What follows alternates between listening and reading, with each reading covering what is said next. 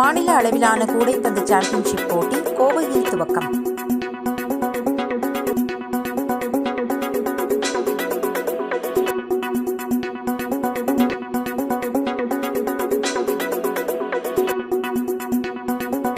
கோவையில் மாநில அளவில் நடைபெற்ற கூடைப்பந்து போட்டியில் தமிழகத்தின் பல்வேறு மாவட்டங்களைச் சார்ந்த 41 அணிகள் பங்கேற்றுள்ளனர். தமிழ்நாடு கூடைப்பந்து கழகம் மற்றும் கோவை மாவட்ட கூடைப்பந்து கழகம் ஆகியோர் சார்பில் 16 வயதுக்கு உட்பட்ட மாணவர்களுக்கான மாநில அளவிலான கூடைப்பந்து சாம்பியன்ஷிப் போட்டி துவங்கியது. கோவை நேரு விளையாட்டு அரங்கத்தில் தொடங்கிய இந்த போட்டியில் கோவை, திருநெல்வேலி, நீலகிரி, பெரம்பலூர், ஈரோடு, சேலம், திண்டுக்கல், தேனி உள்ளிட்ட தமிழகத்தின் பல்வேறு மாவட்டங்களைச் சேர்ந்த 41 அணிகள் கலந்து கொண்டுள்ளனர்.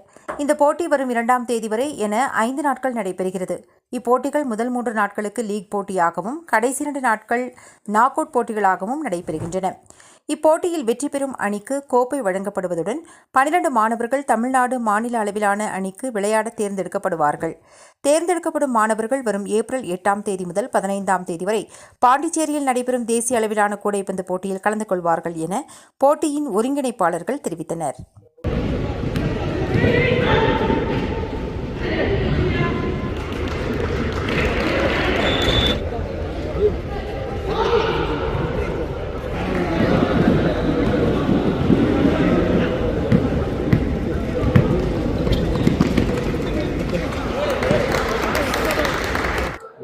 தமிழ்நாடு கூடைப்பந்து கழகத்தின் சார்பாக 16 வயதுக்கு உட்பட்ட மாணவர்களுக்கான மாவட்ட அளவிலான கூடைப்பந்து போட்டிகள் இன்று கோவையிலே சிறப்பாக துவங்குகின்றது.